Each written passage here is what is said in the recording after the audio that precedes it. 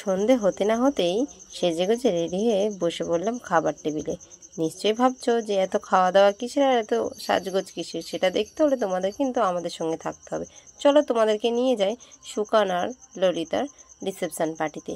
Reception পার্টিতে চলে এসেই দেখো তোমাদের আগে পরিচয় করে দিই আমার গুড্ডু বাবুর সাথে। এই যে পকেটে দুটো গোলাপ নিয়ে হেঁটে যাচ্ছে, এটাই হলো আমার গুড্ডু বাবা। সবার থেকে পাশ কাটিয়ে রিসেপশান পার্টির কাছাকাছি চলে আসলাম পকোড়ার টেবিলে। এটা তো আমার খুব লোভনীয় জিনিস। তোমাদের কার কার এরকম পকোড়া খেতে ভালো লাগে সেটা কিন্তু অবশ্যই জানিও। আমি তো পকোড়া দেখেই হামলে পড়লাম খাওয়ার জন্য। নিয়ে নিলাম 4 প্লেট পকোড়া। তো পকোড়া খেয়েই মনটা ঠিক হলো না, চলে গেলাম ফুচকার দিকে। ফুচকা না খেলে একদমই ভালো লাগে না বিয়েবাড়িতে এসে। গপ গপ করে কিছু ফুচকা আমি গালের ভেতরে দিয়ে দিলাম।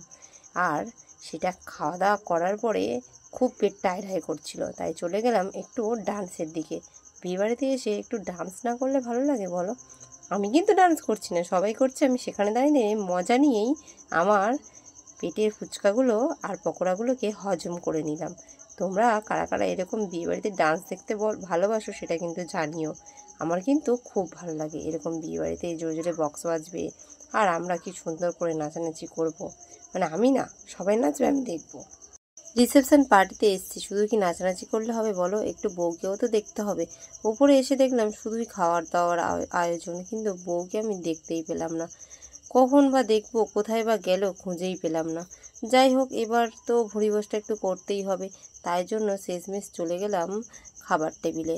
খাবার টেবিলে বসে এই যে দেখছো বাবির তো পাতা দেয়নি, কারণ আমার আগেই খাওয়া হয়ে গেছিলো। এবার আমরা বসে গেলাম খেতে। প্রথমেই দিয়ে দিল সাদা ভাত, আলু ভাজা আর ডালমুড়। সেটা দিয়ে একটু সাঁটাতেই চলে আসলো 1 পিস করে ভালো বড় বড় মাছের পিস। সেগুলো খেতেই চলে আসলো চিকেন।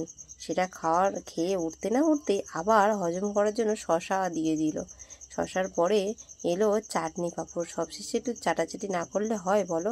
তারপর চলে আসলো 2টো করে রসগোল্লা, 2টো করে গোলাপ জামুন।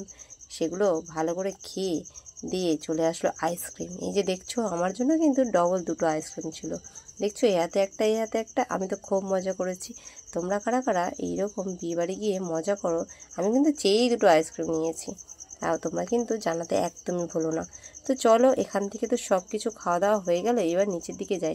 এখনও কিন্তু কন্যাযাত্রী এসে পৌঁছায়নি। এই যে নিচে নামতেই দেখলাম যে কন্যাযাত্রী এসে গেছে, কিন্তু তাও বউকে দেখতে পেলাম না।